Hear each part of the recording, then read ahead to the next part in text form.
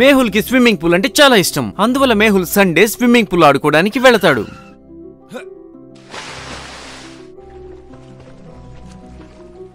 Mehul swimming పూల్లో ఈదుతున్నప్పుడు అతని మొబైల్కి కాల్ వస్తుంది.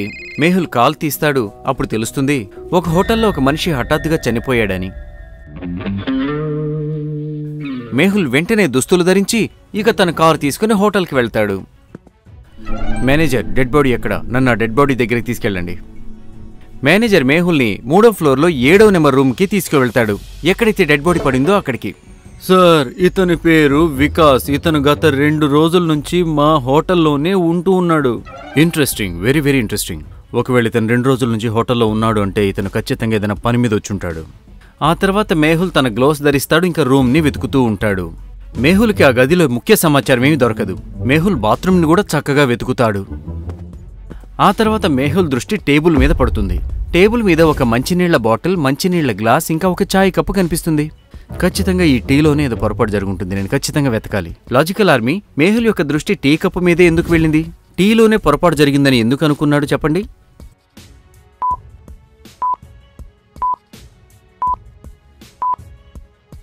నీళ్ల బాటిల్ని జాగ్రత్తగా చూడండి. మంచినీళ్ల బాటిల్ కొద్దిగా ఖాళీగా ఉంది. ఇంకా అప్రాక్సిమేట్ గా అంతే నీళ్లు గ్లాసులు కూడా ఉన్నాయి. అంటే అతను బాటిల్లో నీళ్ళని గ్లాసులో అయితే పోసాడు, కానీ తాగలేదు. కానీ చాయ్ కప్పునైతే చూడండి, అందులో కేవలం కొద్దిగా టీ మిగిలింది. అంటే అర్థం వికాస్ చాయ్ని ఖచ్చితంగా తాగాడు. అందుకే మేహుల్కి చాయ్ మీద డౌట్ వస్తుంది. మేహుల్ కప్పు మీద పడి ఉన్న వేలి ముద్రలు తీసుకుంటాడు. ఇంకా ఫోరెన్సిక్ పరీక్షల కోసం డాక్టర్ సంజన ల్యాబ్కి పంపిస్తాడు. మేహుల్ మేనేజర్తో పాటు రూమ్ నుంచి బయటికి వస్తాడు. 3వ ఫ్లోర్లో రూమ్ నెంబర్ 7తో పాటుగా మరొక 4 గదులు ఉన్నాయి. 4 గదులు చూసిన తర్వాత మేహుల్కి ఒక గది మీద డౌట్ వస్తుంది. లాజికల్ ఆర్మీ, మీరు చెప్పగలుగుతారా మేహుల్కి ఏ గది మీద డౌట్ వచ్చింది? చెప్పండి.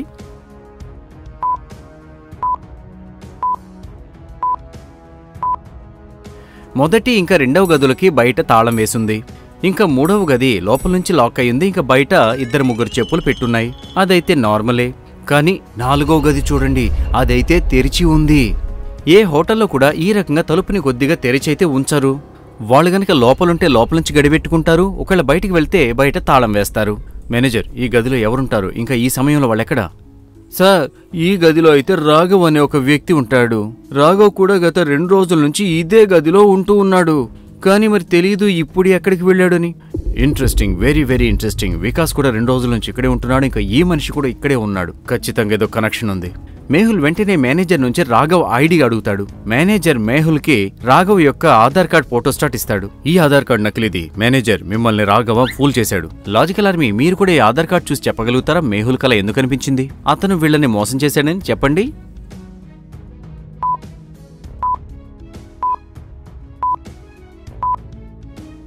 ఆధార్ కార్డుని జాగ్రత్తగా చూడండి. దీంట్లో రాఘవ్ యొక్క డేట్ ఆఫ్ బర్త్ 29 ఫిబ్రవరి 1999.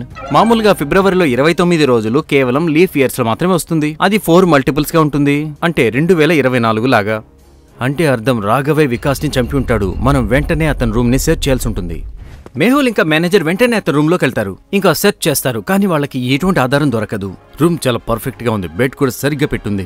అంటే రాఘవ్ రూమ్ ని యూజ్ చేయడం లేదు. అతను కేవలం అవకాశం కోసం చూస్తున్నాడు. వికాస్ ఎప్పుడు దొరుకుతాడా అని. నేను శాంపిల్స్ ని డాక్టర్ సంజనకు పంపించాను. కొద్దిసేపట్లో మొత్తం అర్థం అవుతుంది. డాక్టర్ సంజన రీసెర్చ్ చేస్తోంది. ఆలియా, జోయ్ అక్కడే కూర్చొని గేమ్ ఆడుతున్నారు. ఆలియా, వికాస్ చావు పాయిజన్ వల్ల అయిందని తెలుసు. ఈ టీలో కూడా పాయిజన్ లేదు, అక్కడ కూడా పాయిజన్ లేదు. మరి వికాస్ ఎలా చనిపోయినట్టు? Doctor aunty, Vikas uncle finger prints cup మీద ఉన్నాయేమో చూడండి. అక్కడ ఏమన్నా దొరకచ్చు కదా. Doctor, Zoya detective IQ games ఆడుతుంది. అందుకే అంత తెలివైన దానిలాగా ఉంది. డాక్టర్ సంజన వెంటనే కప్ మీద ఉన్న ఫింగర్ ప్రింట్స్ ని చెక్ చేస్తుంది. ఇంకా మేహుల్కి ఫోన్ చేస్తుంది. కప్ మీద కేవలం ఒక వ్యక్తి ఫింగర్ ప్రింట్సే ఉన్నాయని. అరే, అదెలా పాసిబుల్? ఇంపాసిబుల్. ఏదో ఎక్కడో తేడా కొట్టింది. లాజికల్ ఆర్మీ, మీరు చెప్పగలుగుతారా ఆలియా కల ఎందుకు అనిపించింది ఇక్కడ ఏదో తేడా ఉందని? ఆలోచించండి.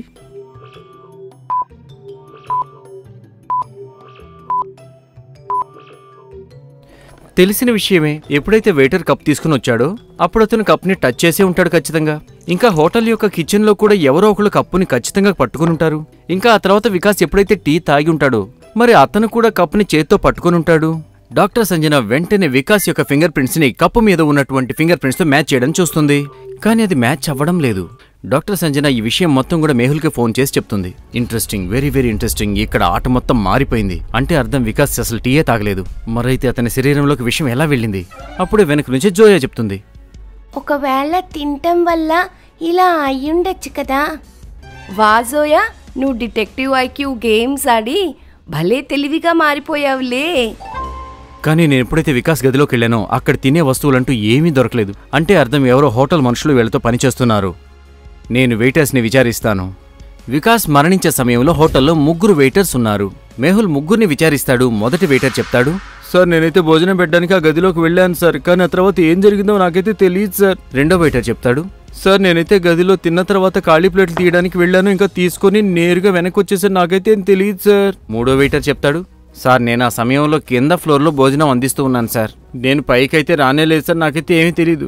3 మాటలు విన్న తర్వాత మేహుల్ అర్థం చేసుకుంటాడు ఎవరు అబద్ధం చెప్తున్నారని. మరి మీకు అర్థమైంది లాజికల్ ఆర్మీ?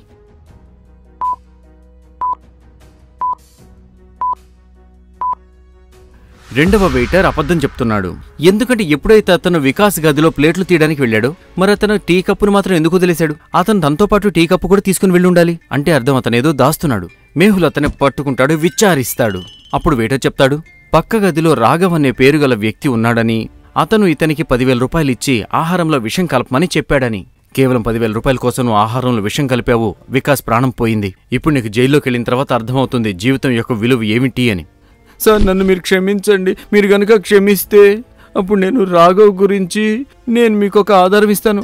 ఒకవేళ నువ్వు రాఘవ్ని పట్టుకోవడంలో నాకు సహాయం చేస్తే నేను నీకు శిక్ష తగ్గేలా చూస్తాను.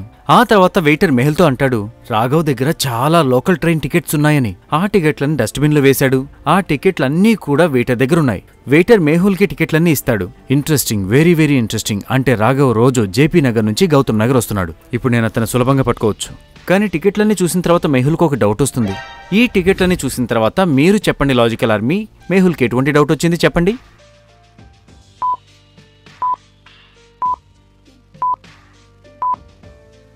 టికెట్లన్నీ కూడా జేపీ నగర్ నుంచి గౌతమ్ నగర్కు వచ్చేవే, కానీ ఒక్కటి కూడా రిటర్న్ టికెట్ లేదు. ఇలా ఎలా సాధ్యమవుతుంది? రాఘవ్ రోజు జేపీ నగర్ నుంచి గౌతమ్ నగర్ వస్తున్నాడు. ఇంకా ఈ టికెట్స్ అన్ని కూడా చాలా పాతవి. అంటే ఇతను ముంబైలోనే జేపీ నగర్లో ఉంటున్నాడు. కానీ ప్రశ్న ఏంటంటే అతను వెనక్కి ఎలా వెళ్తున్నాడు? ఇక అన్నిటికంటే పెద్ద ప్రశ్న, ఈ టీ కప్ మీద ఫింగర్ ప్రింట్ గుర్తు ఎవరిది? ఈ 2 ప్రశ్నలకి జవాబులు మేహుల్ కనుక్కోవాలి. కానీ ఎలా కనుక్కుంటాడు? మేహుల్ ఆదికి రాఘవ్ పిక్చర్ పంపిస్తాడు. ఇంకా ఆదిని జేపీ నగర్ స్టేషన్ ఫుటేజెస్ ని చెక్ చేయమని చెప్తాడు. ఆది అక్కడ సీసీటీవీని హ్యాక్ చేసి దాన్ని మానిటర్ చేస్తూ ఉంటాడు. ఆది స్టేషన్లో ఫుటేజెస్ ని జాగ్రత్తగా చూస్తూ ఉంటాడు. అప్పుడు అతనికి ఒక వ్యక్తి మీద డౌట్ వస్తుంది. లాజికల్ ఆర్మీ, మీరు సీసీటీవీ చూసి చెప్పగలుగుతారా ఆదికి ఎవరి మీద డౌట్ వచ్చిందని చెప్పండి.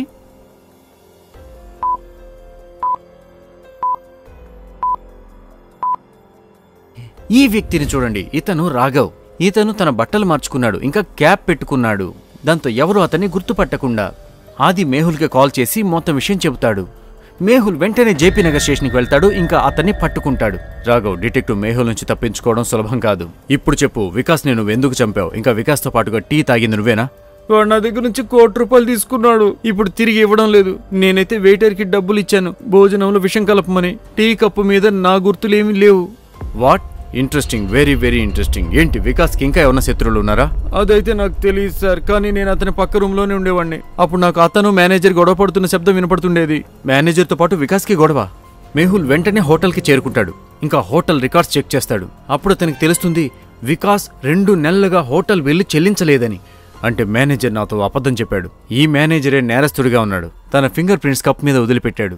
మేహుల్ మేనేజర్ని కూడా పట్టుకుంటాడు. Case solved. Detective Mehul racks.